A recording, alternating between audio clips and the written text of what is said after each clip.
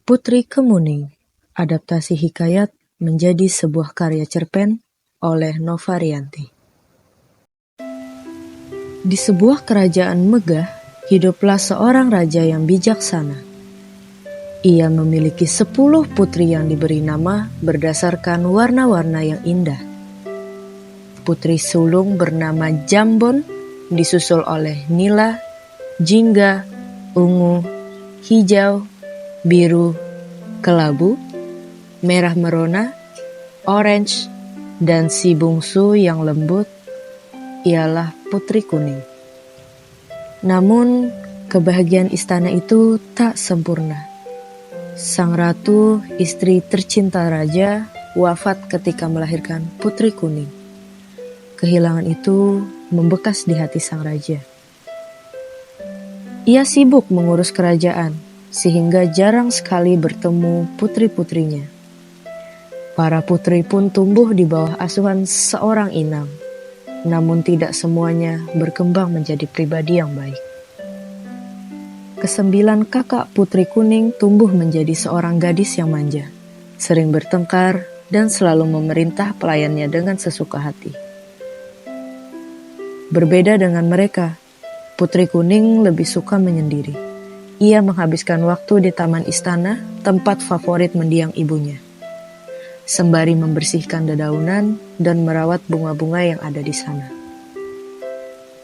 Suatu hari, raja hendak pergi ke negeri seberang, tentunya untuk urusan kerajaan. Sebelum berangkat, ia memanggil putri-putrinya. "Ayah akan pergi sebentar. Apa yang kalian inginkan sebagai oleh-oleh?" tanya sang raja. Kesembilan kakak-kakaknya berebut meminta barang-barang yang mewah. "Kain sutra ya," teriak Putri Jambon. "Perhiasan emas," pinta Putri Ungu. Namun, Putri Kuning hanya tersenyum kecil dan berkata, "Aku tak ingin apa-apa, ayah. Aku hanya ingin ayah kembali dengan sehat dan selamat." Jawaban itu membuat sang raja tersenyum.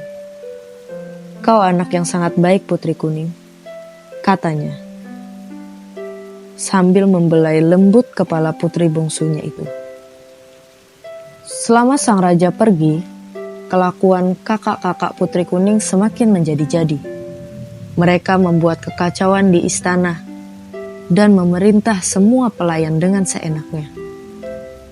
Taman kesayangan sang raja, tempat Putri Kuning bermain, berubah menjadi tempat yang kotor dan tak terurus. Tak tega melihat taman itu, Putri Kuning memutuskan membersihkannya sendiri. Saat itu, kakak-kakaknya malah mengejeknya. "Hei pelayan baru, jangan lupa sirami bunga-bunganya juga ya," kata Putri Hijau sambil tertawa terbahak-bahak. Mereka bahkan melempari Putri Kuning dengan sampah. Tetapi Putri Kuning tidak marah. Ia hanya diam, mengusap air matanya dan melanjutkan pekerjaannya. Ketika sang raja kembali, ia membawa banyak sekali hadiah untuk semua putrinya. Meski tak meminta apapun, Putri Kuning menerima sebuah kalung cantik berwarna hijau dari ayahnya. "Ini untukmu, Putri Kuning, karena kau selalu membuat ayah bangga," ujar raja sambil tersenyum. Melihat kalung itu, Putri Hijau merasa iri. Mengapa dia mendapatkan kalung secantik itu? Padahal dia tidak meminta apapun dari ayah, bisiknya kepada saudara-saudaranya. Ia pun menghasut mereka dengan kebohongan bahwa Putri Kuninglah yang telah mencuri kalung itu dari ayah. Malam itu, mereka mendatangi kamar Putri Kuning untuk merebut kembali kalung tersebut.